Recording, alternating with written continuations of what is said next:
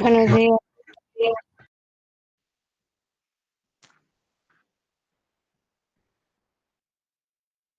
Vamos a comenzar la sesión para que sea de lo más breve posible.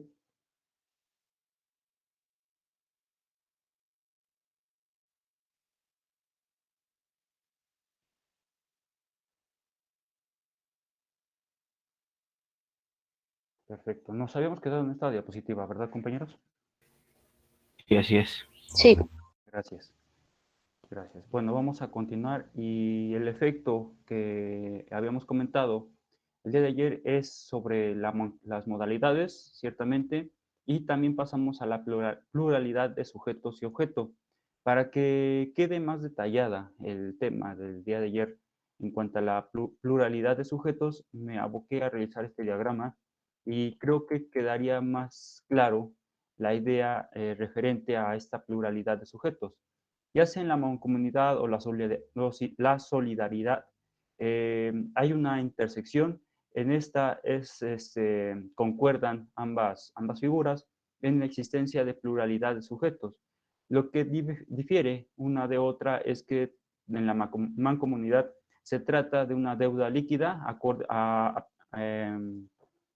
y también pudiéramos sumarle de que la mancomunidad, la presunción legal es a favor de partes iguales y en la solidaridad la deuda es indivisible, aunado a que también aquí no existe una presunción, tiene que estar de manera expresa lo que resulte de esta solidaridad, es decir, que esté regulado expresamente por la ley o porque así las partes lo convinieron. Entonces, son algunas diferencias, pero al final de cuentas existe una asimilación entre las dos figuras, que es la existencia de pluralidad de sujetos. Siguiendo el mismo tema y ahora acorde a lo que es la solidaridad, perdón, lo que es la pluralidad de objetos, se desprenden tres figuras jurídicas. Les voy a pedir que tengan a la mano lo que es el código si es que lo tienen, el Código Civil Federal, para hacer lectura de algunos articulados. Entonces, ahí sí les encargo, ¿sale? Vamos a iniciar primeramente con lo que son las obligaciones alternativas. Por obligación alternativa se conceptualiza la obligación aquella que tiene por objeto dos o más prestaciones que se deben en tales condiciones, en la cual el deudor queda totalmente liberado al cumplir con una de ellas. Esto nos refiere el artículo 1963. ¿Me pudieran auxiliar con la lectura, por favor?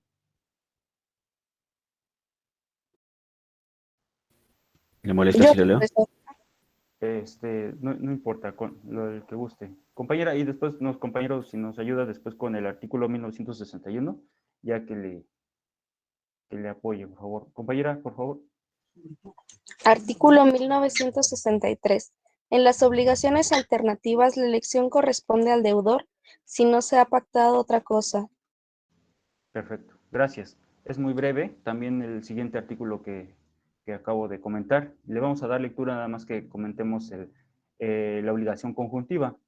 Bueno, esta obligación alternativa es referente a la existencia de pluralidad de objetos, compañeros, en una obligación. No existe aquí una pluralidad de prestaciones. A final de cuentas, el objeto como tal es el cumplimiento de cierta o determinada exigencia, pero las prestaciones al final de cuentas es una, por lo que con la ejecución de una u otra prestación dentro de la obligación misma, libera a toda la obligación. Debe existir entonces dos requisitos en cuanto a este tipo de obligación. Debe existir pluralidad de prestaciones, es decir, un hacer, no hacer, hacer, no hacer o un dar, y que se estipule que la realización de alguno de ellos va a liberar al cumplimiento de la obligación. No sé, vamos a poner el caso de que se estipula que en el contrato de depósito al cual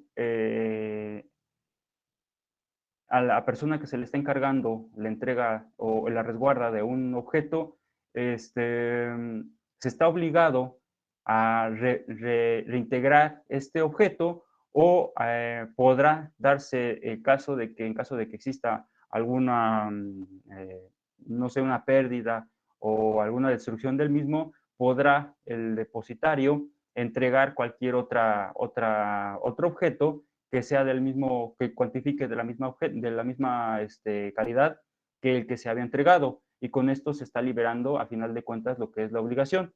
Esto se puede estipular y al final de cuentas es una u otra de las prestaciones, pero el objeto es el mismo, la entrega, el dar. ¿Estamos de acuerdo? Sí, profe. Perfecto. Continuando entonces con el siguiente apartado, nos va a referir lo que son la pluralidad de actos referentes a los facultativos. Es cuando el deudor debe una prestación única, pero con la facultad de liberarse cumpliendo otra prestación determinada en lugar de la debida. En esta clasificación, esta asignación de pluralidad de objetos no está estipulada en el Código Civil, pero se encuentra, pero se admite, aún y cuando no esté estipulada, se admite. ¿Por qué? Porque esto sucede muy frecuentemente en supuestos por el caso fortuito o por la prestación de por la entrega de cosa ilícita.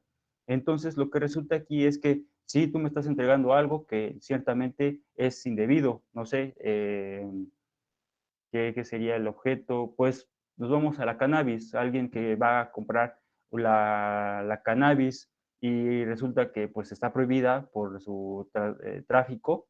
Entonces, lo que la entrega del vendedor tendría que ser, perdón, del comprador, no, perdón, del vendedor. El vendedor tendría que ser entrega de otra, no sé, otra planta que esté regulada y no atente contra lo que es la misma legislación.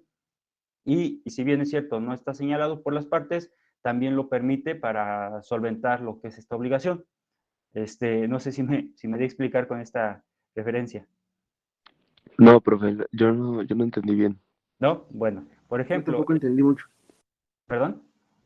Yo tampoco lo entendí mucho, profe. Vamos a hacer el ejemplo bueno, no vamos a ocupar el ejemplo de la cannabis, vamos a ocupar,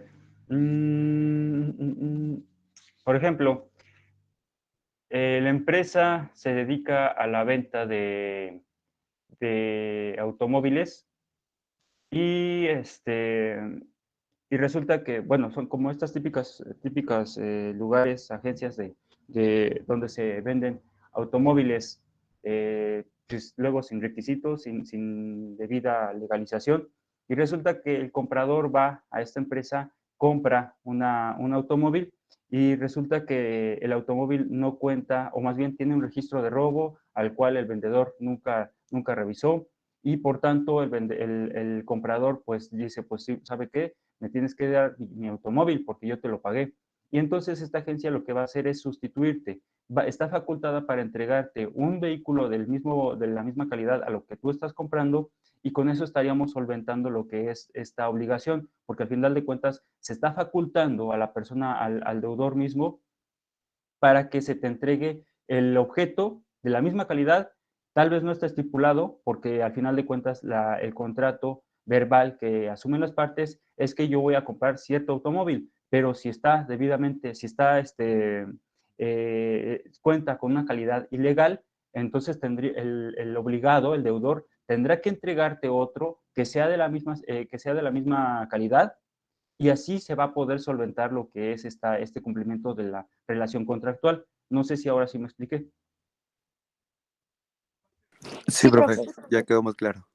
Perfecto. Y esto no lo encontramos literalmente en el Código Civil, pero está admitido. Al final de cuentas es una obligación que se encuentra admitida, es una forma de liberación del deudor que se encuentra admitida por la misma normatividad.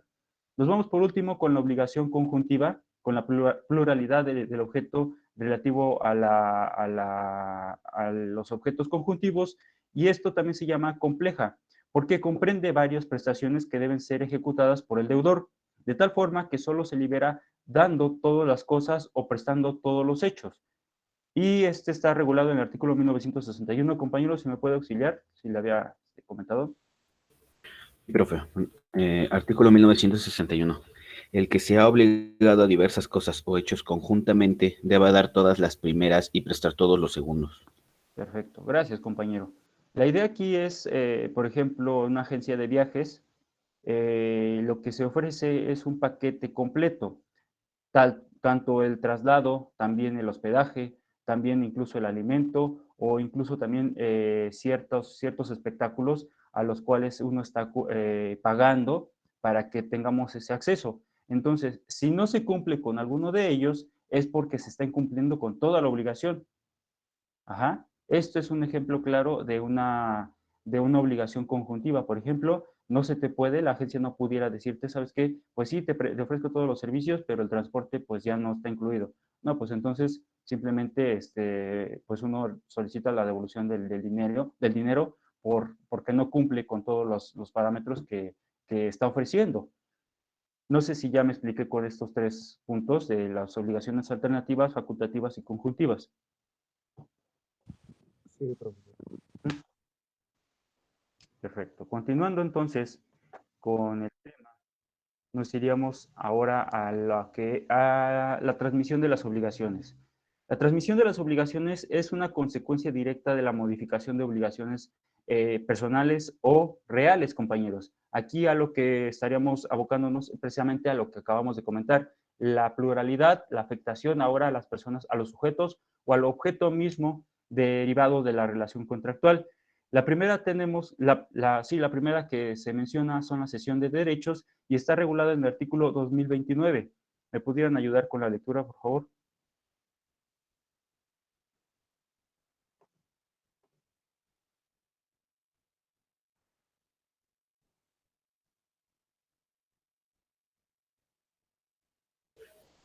Sí, profe. Por favor. 2029. Habrá cesión de derechos cuando el acreedor transfiere a otros lo que tenga contra su deudor. Perfecto. Muchas gracias, compañero. Entonces vamos a tratar de conceptualizar este apartado, lo que nos acaba de mencionar el compañero, señalando lo siguiente. Es el acto jurídico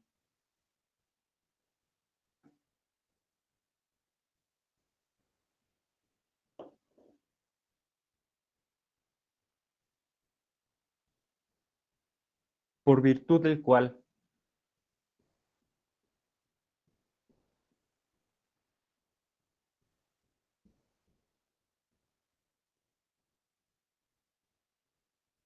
una persona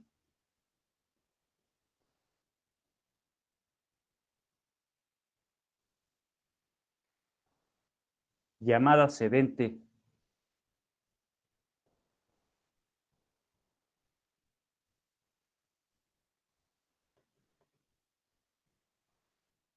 conviene con otra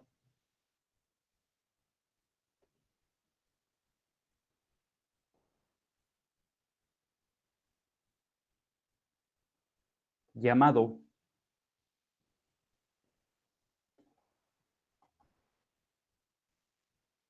cesionario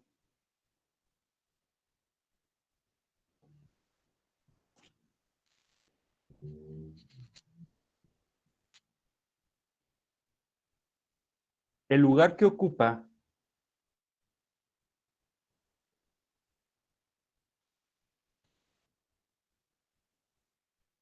en una obligación.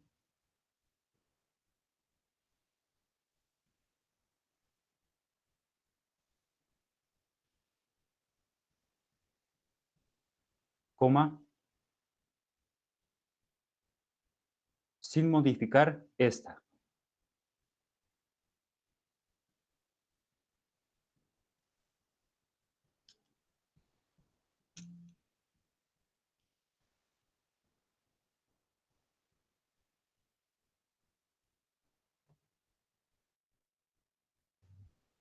Sí estamos de acuerdo en esta transmisión de obligaciones, compañeros.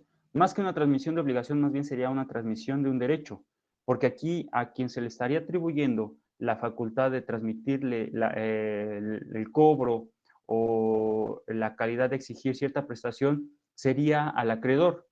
No lo dice expresamente la ley, ni siquiera el concepto que acabo de conceptualizar, pero estamos asumiendo que es el acreedor al que se le está dando esta sustitución. ¿Sí estamos de acuerdo? Sí, profe. Sí, profesor. Sí, profesor. Perfecto. Estoy buscando precisamente una, dentro del apartado de cesión de derechos, acá, precisamente es el artículo 2030, que menciona lo siguiente: el acreedor puede ceder su derecho a un tercero sin consentimiento del deudor, a menos que la cesión esté prohibida por la ley, se haya convenido no hacerla o no la permita la naturaleza del derecho. Entonces, aquí lo que prevalece, compañeros, es que no es necesario que se le dé una notificación al deudor de que hubo cambio de acreedor. Claro está que el acreedor tendrá que corroborar o tendrá que asumir la calidad con la que está haciendo esta cesión de derechos, pero no se le tiene que dar esa, sí, se puede comprobar, pero no se debe, no es necesario que se le demuestre, a menos que así se haya, que esté prohibida por la ley o no se haya convenido por las partes, pero no, si no está señalado por el contrato mercantil, es facultad del acreedor hacer esta sustitución, este cambio de cesión de derechos. Esto entonces vamos a corroborarlo con el artículo el 2230, por favor. Sí, lo puedo leer. Por favor, compañero.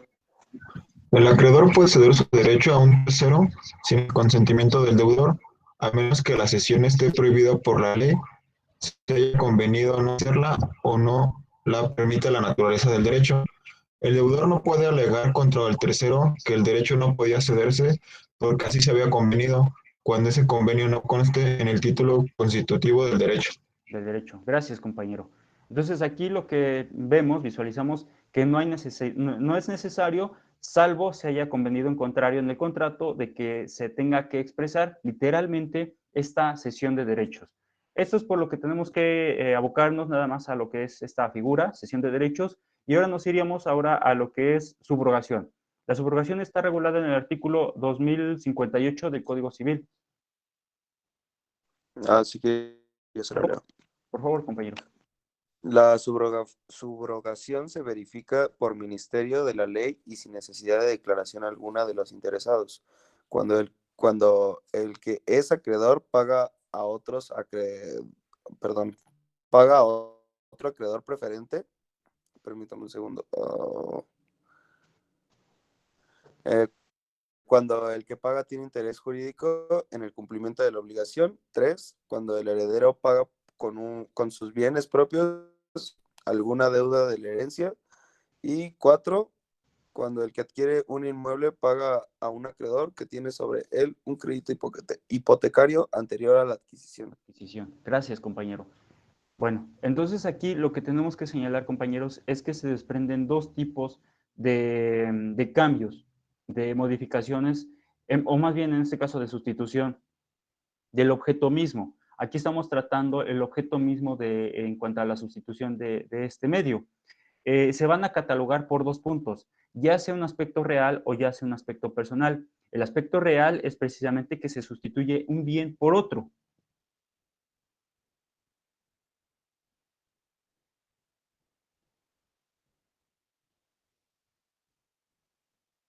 Y por el otro punto, hablando de la subrogación personal, es que un tercero toma el lugar del acreedor.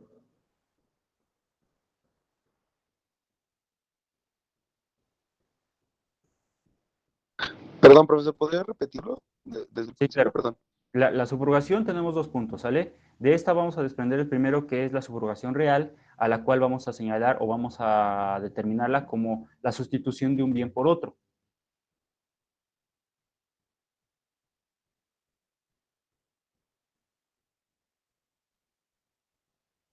Y tenemos la subrogación personal, que es cuando un tercero toma el lugar del acreedor.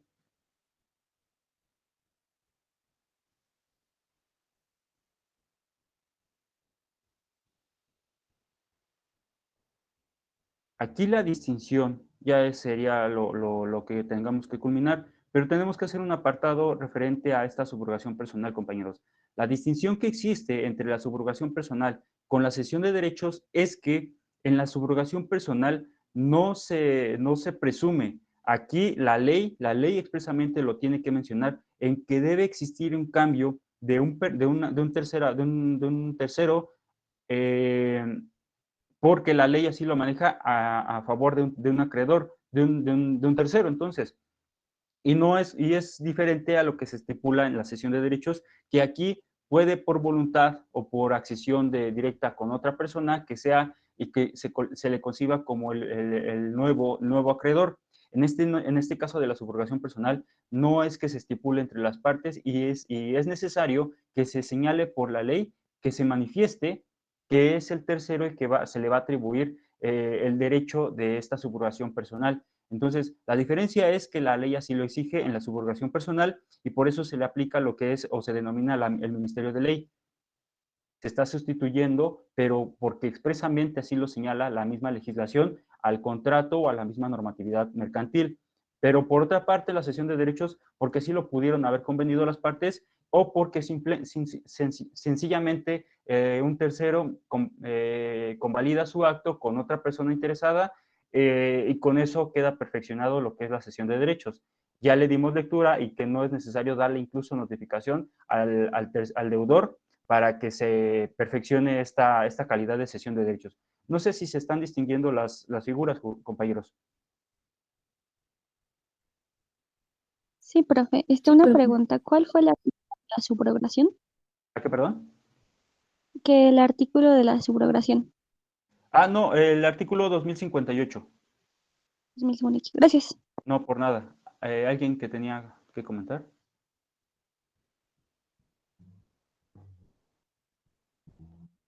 Bueno, entonces solamente la diferencia en la subrogación personal es que la ley así exige, bueno, lo exige que se reconozca al tercero que va a sustituir.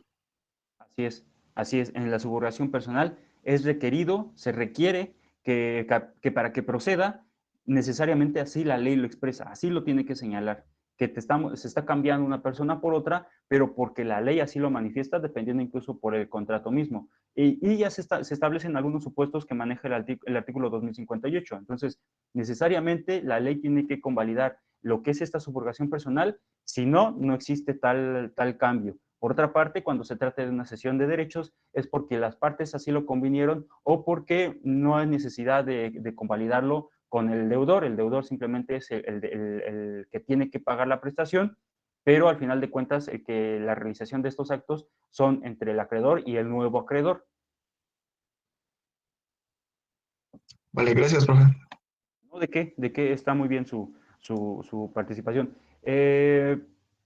Continuando entonces con esta actividad, finalizando lo que es la transmisión de obligaciones, nos iríamos a lo que es la asunción de deuda, que está fundada en el artículo 2051.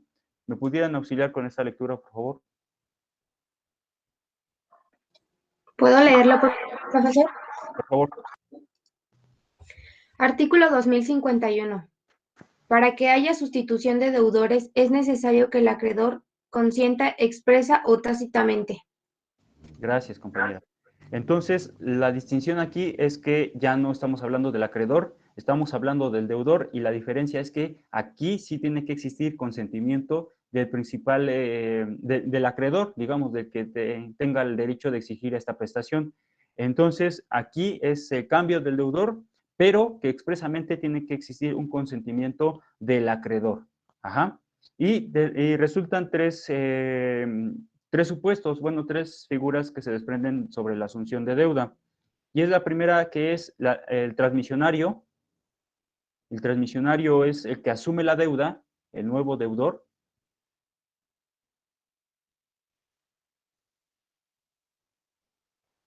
Otro elemento que influye en esta asunción de la deuda es el consentimiento. Profesor, ¿el transmisionario cuál es, perdón? El transmisionario es el que asume la deuda, el nuevo deudor.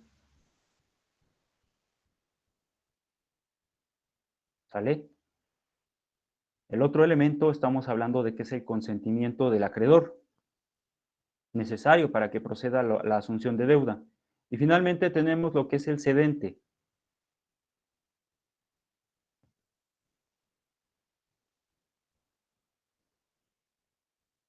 El cedente es el deudor que va a transmitir esta deuda, el que se está liberando para transmitirla al nuevo deudor.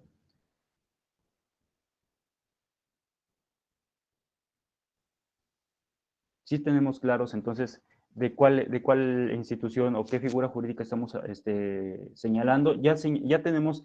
Profesor, perdón, dígame. el del medio, el consentimiento, parece. Ajá. Ese no lo tengo, perdón. El consentimiento nada más es el elemento que se requiere por el acreedor. Es necesario que el consentimiento se dé por el acreedor que se está realizando la asunción de deuda.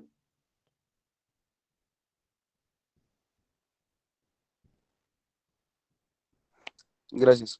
¿No? ¿De qué? ¿Alguien más que tenga alguna otra duda en referente a esta figura jurídica?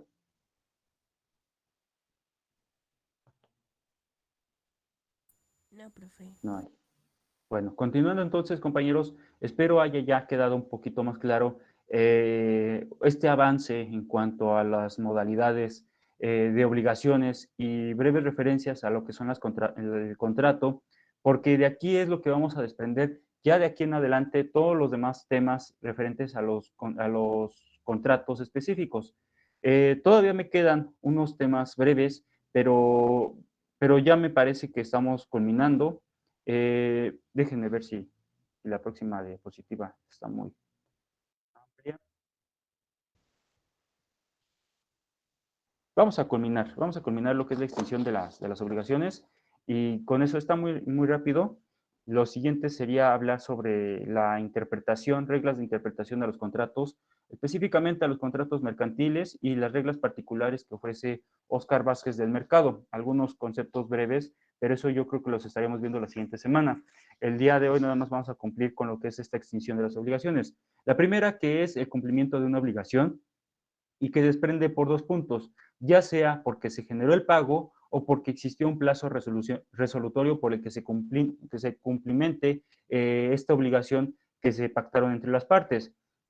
Pudiéramos concebir que es el cumplimiento o la extinción de las obligaciones perfecta, porque al final de cuentas se perfeccionó la prestación, se realizó la prestación y se retribuyó mediante lo que es el pago. Entonces, aquí no hubo percance, o bien se cumplió con el plazo establecido, señalado por las partes, en el que se estipuló para dar cumplimiento a la obligación de dar, hacer o no hacer. Entonces, culminándose estos dos apartados, estaríamos hablando de que sea el cumplimiento perfecto de una obligación.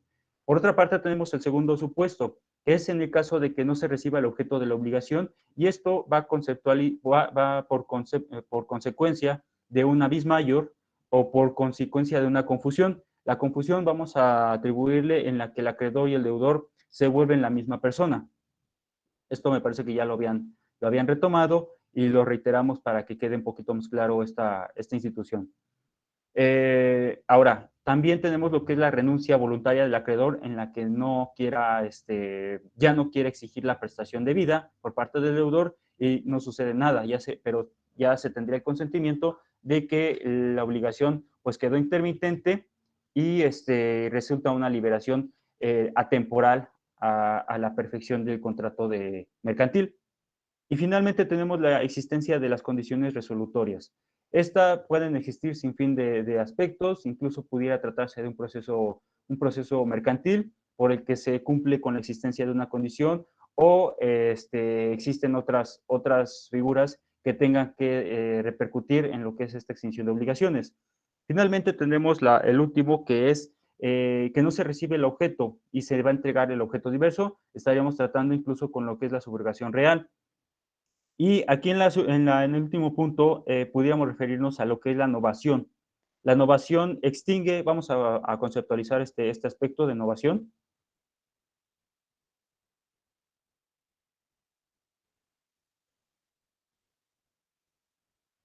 Existe una obligación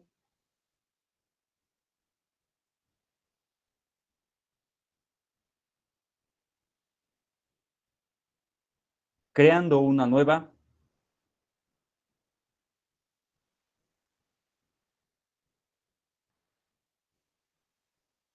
y con las condiciones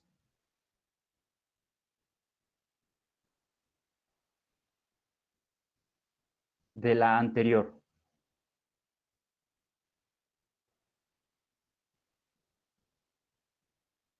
Repito el concepto, novación. Extingue una obligación creando una nueva y con las condiciones de la anterior. Es decir, estamos haciendo o estamos generando otro contrato, pero abocándonos a las mismas condiciones que el anterior. Entonces, esto es nada más darle nacimiento al mismo contrato. No sé, pudiera tratarse en la creación o en la prórroga de un término, pero que al final de cuentas se están estipulando las partes otro contrato. Ajá. No sé, pudiera tratarse de un arrendamiento en el que se culmina por un tiempo y que quieren darlo por finiquitado por, no sé, efectos diversos, tratándose, por ejemplo, de un efecto fiscal y así estar, contabilizarlo en algunas deducciones de impuestos y, pues bueno, pero tenemos el interés de seguir ocupando el inmueble y, bueno, tendríamos que generar otro contrato de arrendamiento con las mismas condiciones que el anterior y pero con la distinción de una temporalidad diversa. Pero al final de cuentas es el mismo objeto, las mismas condiciones y se van a regir por los mismos motivos. Esto es en cuanto a la novación. Finalmente tenemos lo que es la dación en pago.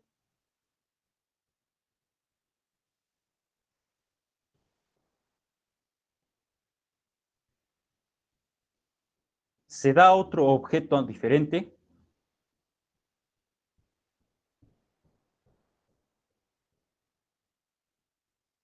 Profesor, se me Sí, cortó un poquito el audio. ¿Me lo podría repetir, por favor? dación en pago. Se da otro objeto diferente, Gracias. por nada, coma, pero se extingue la obligación.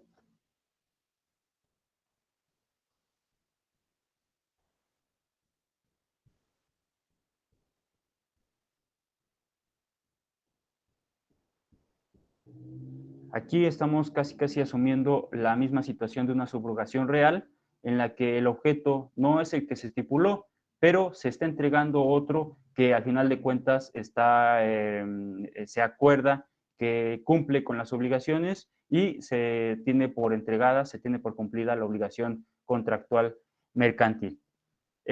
No sé si tengan dudas en este apartado de extinción de obligaciones. Ustedes me indican si existe alguna duda. No, profesor. Perfecto. Los demás compañeros, compañeras, ¿sí estamos de acuerdo? Sí, profesor, todo bien. Sí, Profesor. Entonces, Profesor, todo claro. perfecto, gracias, compañera. Paso lista. El día de mañana no va a ser posible estar con ustedes en sesión. Bueno, también para que puedan descansar otro rato más. Y nos veríamos el próximo lunes a estas horas. Reitero que tenemos que señalar lo que son los grupos. Ya tengo elaborados.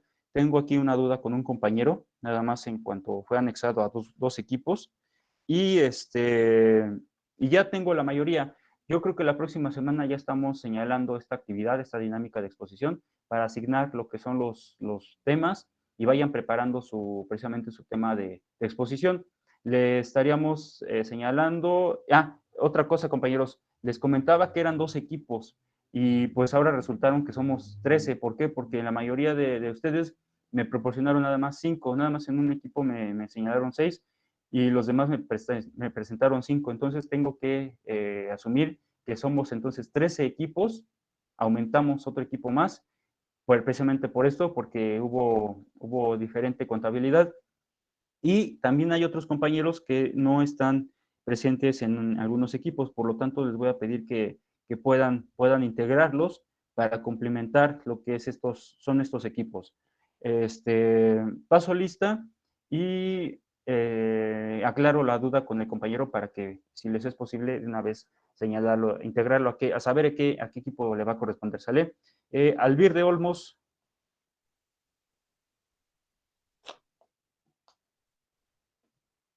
Ángeles Reyes. Presente. Arias Espinosa. Presente, profe. Armas Vázquez. Ayala González. Presente. Bermúdez Acevedo. Presente, buenos días. Buenos días. Camacho Barrera. Presente. Camacho Casares. Presente. Cano Uriostegui. Presente. Carmona Zúñiga.